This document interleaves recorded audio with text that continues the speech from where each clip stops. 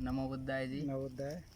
तो मैं आपसे एक बात पूछना चाहता हूँ, जितने भी अपने पहले बहुत महापुरुष हुए हैं, जैसे महावीर स्वामी हुए, महात्मा बुद्ध हुए हैं, जो बड़े बड़े महलों में रह सकते थे, उन्होंने अपने पहाड़ वगैरह, ये जंगल पहाड़, ये क्यों चूज किए? उन्होंने रहने के लिए उन्हें क्या दिखा जो अपने बड़े बड़े महलों में से सुख सुविधा छोड़ के वो पहाड़ों में आए?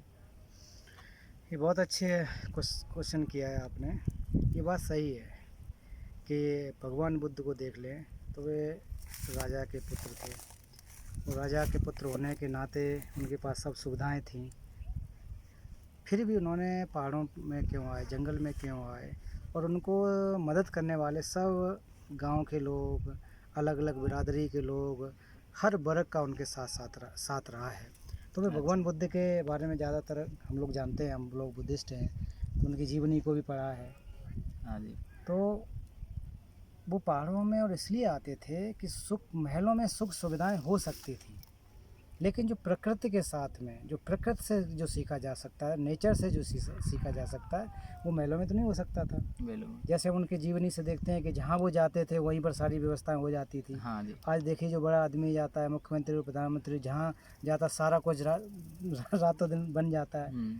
तो वास्तव में जो महापुरुष होते थे, देखते थे कि लोग कहाँ परेशान हैं, अभाव कहाँ है, तो उस अभाव को, उन परेशानियों को देखते हुए वहाँ पर जंगलों इत्यादि में, जंगलों कहा जाए या गांव में पहुँच जाते थे।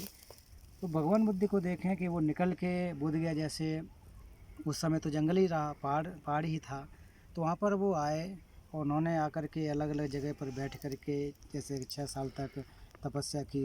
उस वहाँ पर गुफाओं में बैठे, नदी के किनारे बैठे। हाँ जी। तो जो भगवान बुद्ध का जो दर्शन है वो प्रकृति से जुड़ा हुआ है, जो नेचर है उससे जुड़ा हुआ है। भगवान बुद्ध ने ऐसा नहीं कहा कि क्या ना कोई अलग से बनाया हो, उन्होंने कहा कि जो प्रकृति के साथ चलेगा, जो प्रकृति के एक उसके साथ में सामंजस्य बना के चलेगा, तो वास्तव में एक लोगों के लिए लाभदायक है। क्यों? भगवान बुद्ध का दर्शन जो है कोई बनावटी नहीं है, सही बात। प्रकृति से जुड़ा हुआ है ना। तो हर चीज़, जैसे हमारे शरीर में 5 तत्व देख लें, भौतिक तत्व हैं, वो भी प्राकृतिक हैं, वो बदल रहे हैं, क्षण क्षण बदल रहे हैं, पृथ्वी जल आकाश जो भी हो, तो वो चीज़ हम यहाँ अपने प्रकृति में महसूस कर सकते हैं। और दूसरी बात, कोई शोरगुल नहीं होता है, एकांत में जा कर के एकदम शांति मिलती है। जैसे हम लोग यहाँ पहाड़ के ऊपर बैठे हुए हैं, आसपास देखें इतना बड़ा खेती, चारों तरफ यहाँ पहाड़ ही पहाड़ दिख रहे हैं, तो यहाँ किसी प्रकार का शोरगुल नहीं है ना।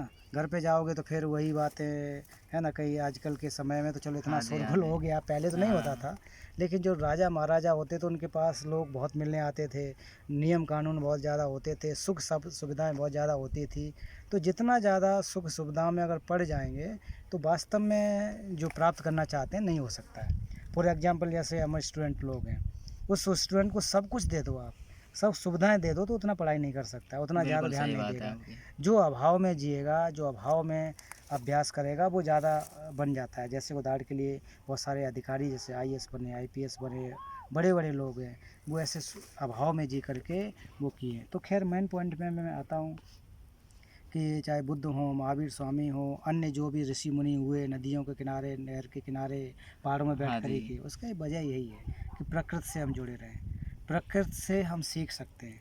क्योंकि हर क्षण प्रकृति में बदलाव देखने को कहा जा रहा है। बौद्ध दर्शन में कहा जाता है कि हर पल बदल रहा है, एक एक क्षण बदल रहा है। तो उस बदलते हुए क्षण को महसूस किया जा सकता है, तो अलग से जा कर के किया जा सकता है। ऐसा नहीं कह रहा हूँ कि अगर आप ध्यान करना चाहते हैं तो जंगल झाड़ में चले जाएं, पहाड़ में चले जाएं, वो तो नहीं जा सकते, लेकिन यहाँ मैक्सिमम टाइम होता है। ज़्यादा आपको करना नहीं है, बस अपना थोड़ा मोड़ा अपना खाया पिया, अपना जीवन चलाया, फिर ज़्यादा समय होता है ध्यान करने के लिए। और महलों में जब होंगे घर के पास तो फिर परिवार वाले भी चिंता करते हैं, हाँ, बार सारा। बार लेके आएंगे, अरे अभी देना है, फिर देना है, बार बार आते हैं।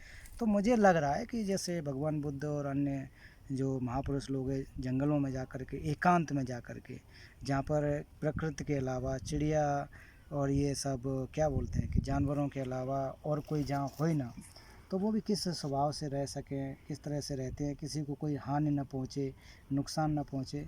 तो मुझे लग रहा है कि शायद इस तरह से रहा होगा। आपकी सही बात है।